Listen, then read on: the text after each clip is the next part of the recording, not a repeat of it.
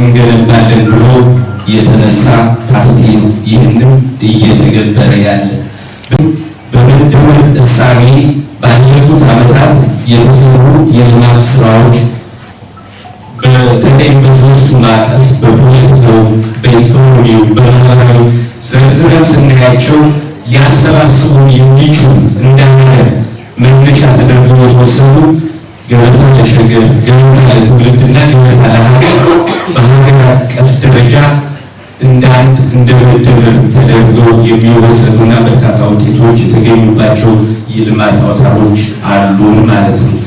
ብልጽግና ለሌላው የሚያስረዳው የሚናገረው በተግባር የሚያሳየው በርካታ የልማት ስራዎችና ፕሮጀክቶች እንዳሉ መልካም እንደሆነ ተገንዝበን በዚያ ልክ መስራት ይጠይቀናል ማለት ነው።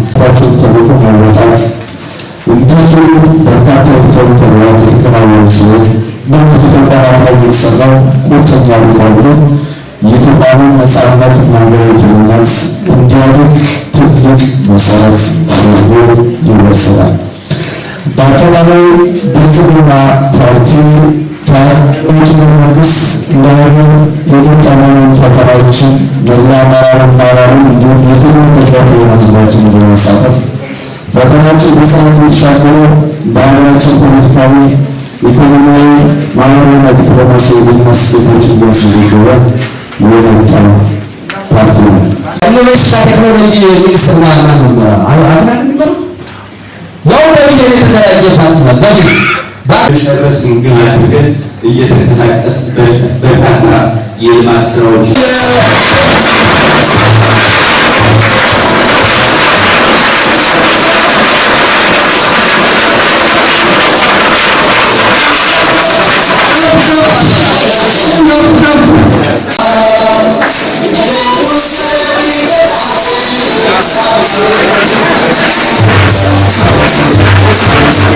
Thank you.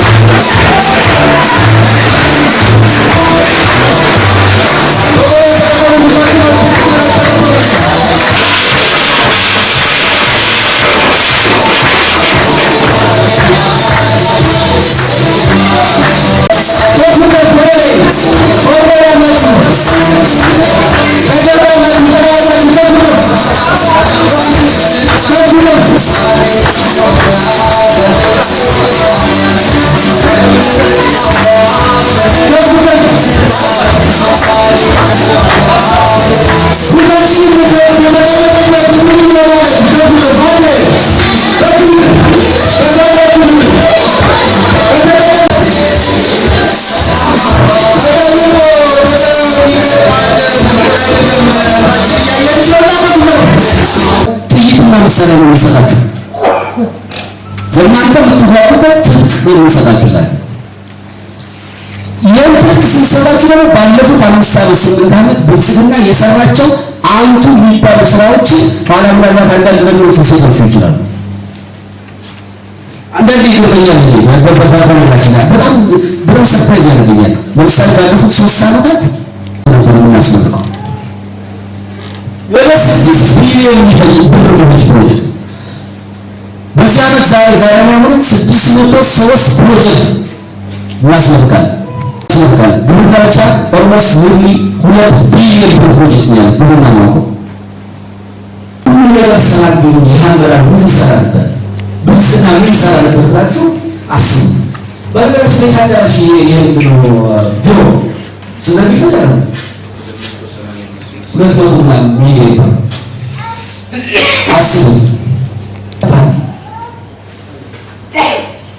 አስቡት። ባለፉት የለውጥ ዓመታት ከ2010 ማግስት ጀምሮ የነበረው መዘናከል፣ የነበረው ውጊያ፣ የነበረው ግጭት እና ዊሰስፔክቱ ከልማት ጋር ተያይዞ ያሉት ነገሮች አመል ሰላም ቢሆን እንዴት መስራት እንደሚችል መስራት የሚችል ፓርትነር ፓርትነር ያዘ መስራት የሚችል የተናገረው መፈጸም የሚችል ፓርቲ እያደረገ ነው። በከተሞች የተሰራው፣ በቱሪስት ላይ የተሰራው፣ ግብርና ላይ የተሰራው፣ ኢንዱስትሪ ላይ የተሰራው፣ ማዕድን ላይ የተሰራው ስራ ማዕድን ላይ የተሰራው ስራ በዘመናዊ ኢህአዴግ ውስጥ አማራ ክልል ውስጥ ያለው የኢንቨስትመንት ጥያቄ የኢንቨስትመንትና አሁን ላይ ያሉት ባለፉት 2-3-4 ዓመታት የተሰራው የኢንቨስትመንት ስራ ስነግራችሁ ምንም አይገናኝም። ከፍተኛ ነው ላይ ስራ ብሎ ዛሬ የኛ ክልል የት ይደርስ ነበር ስናስብ በጣም ይገርማል። ሚኒማ አመራር ይህንን አባል ማለት ነው ነገር ለ2 ዓመት ምን ሰላም ሆኖ ልማቱ ላይ ምን አይነት ልማት ማምጣት እንደሚችል ማለት ናፍቆኛል። ፈስናል ናድርጓል ነው ከቶታይ ጋር እናረጋለን ይሳካል እና ዝም ብለን ከባዶ ተነስተን አይደለም። ግጭት፣ ጦርነት፣ ሞት ምናምን አለ ዛሬ ማለት የፖለቲካ ውጥረት አለ። ውጥረቱ ግን እየቀነሰ ነው ያለ። አይታችሁት ከሆነ እኮ አገራዊ የፖለቲካ ውጥረቱ ምን እያለ ነው ያለ? ዛሬ 2010 11 12 የነበረው የፖለቲካ ውጥረት እንዳገር አለ የለም። እየቀነሰ ወርዶ አሁን እኮ እንትን እየሆነ ውጊያው ራሱ እየቀነሰ ይዋሽ ፖለቲካው አዲስ አበባ ብትሄድ ስለ ፖለቲካ ማንም አይሰማም። ስራ ነው የሚሰራ ዞር በል የሚል ቁጭ ብሎ ስለ ፖለቲካ አይናገርም። ስለ ስራው ነገር ፍሬ እያገዳ ትንሽ ቡቃያውን እያየን ስለሆነ መጣበታለን በዘንስ ወደ ጥሩ ሁኔታ የምትመጣ ሀገር ናት። ይቺን ደግሞ የማወዳደር ስራ ደግሞ መስራት ኃላፊነት ስላለባቸው ይሄንን ለማቅረብ ነው የኔ ጽሁፍ የመነሻ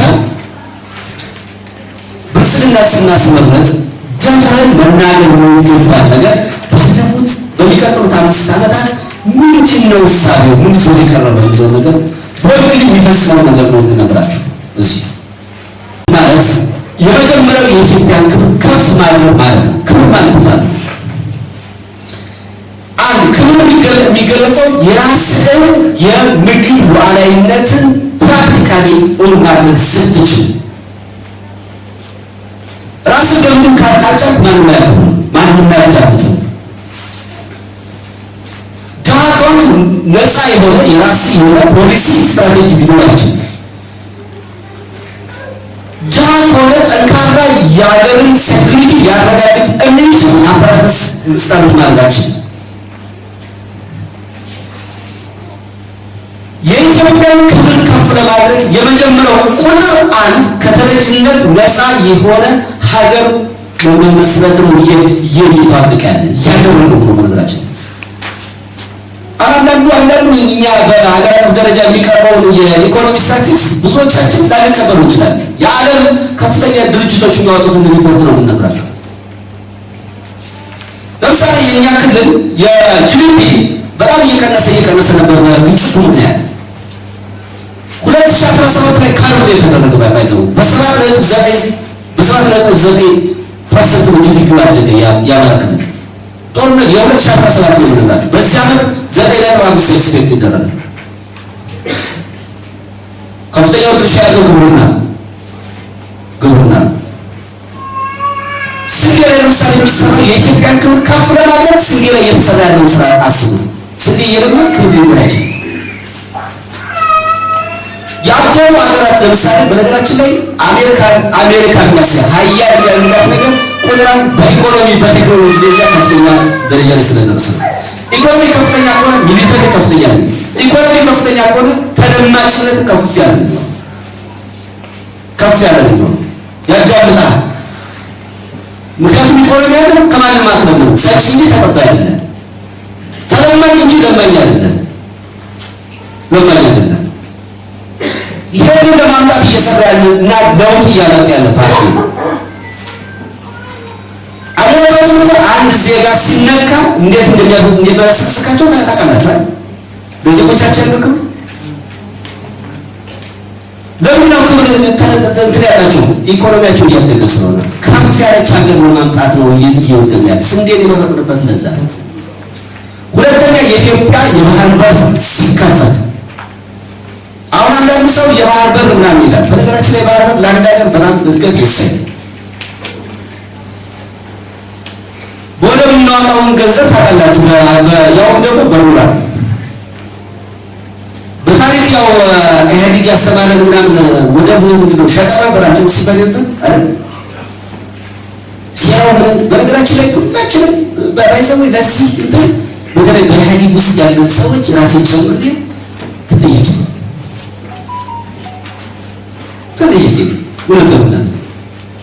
ወደብ ላይ የሚባለው የነበረው ይዘርቆ ሁላችን ምናምን ሸቀጥ ነው ምን ይሰራል ምናምን ወደብ ችግራችን አለ ምናምን ግን የሀገሪቷ ህዝብ ቁጥር እያደገ ሲመጣ ኢኮኖሚ ከፍተኛ የሆነ የወደብ መውጫ መግቢያ ዲማንድ ሲያደርግ እንዴት ጉልባችን እንደታለቅ እያያችሁ ሰው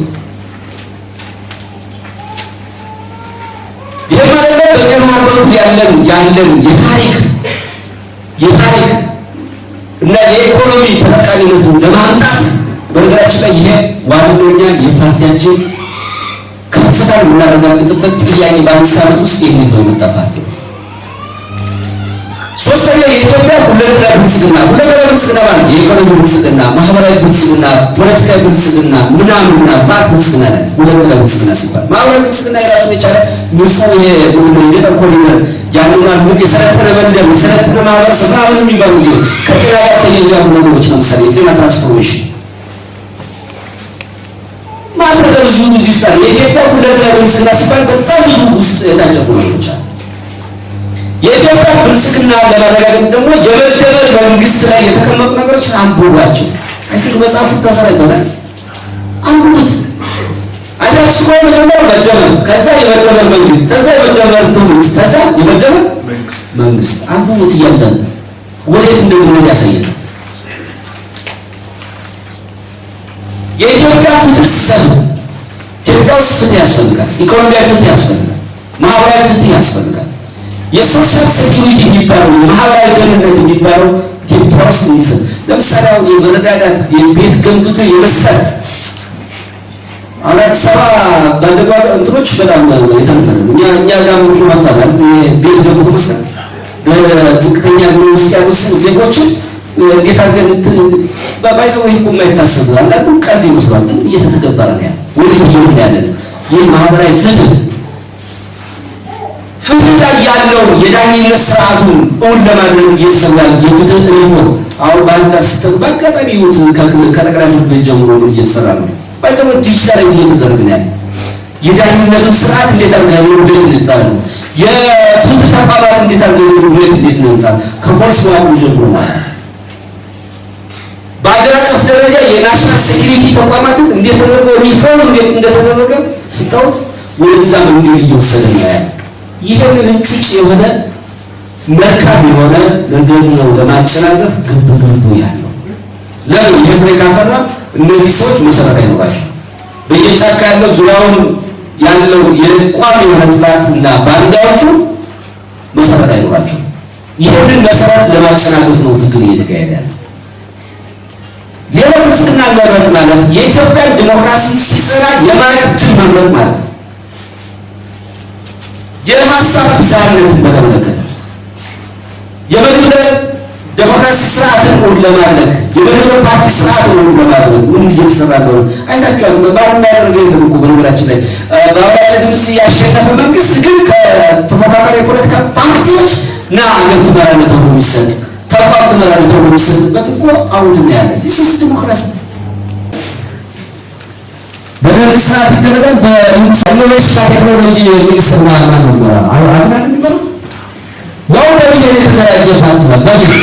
በአፋችሁ ልትከራከሩበት ልትናገሩት የሚገባ ወርቃማ የሆነ ስራን ሰርቶ የሚያሳይ ፓርቲ ነው። እናንተ እየተከተላችሁ ያለ ተራ አይደለም። ተራ የሆነ እስር ቤት የሚያስገባ አይደለም። በነገራችን ምን ማለት ነው ይታያል። ምን ማለት ነው? ተሰርቶበታል።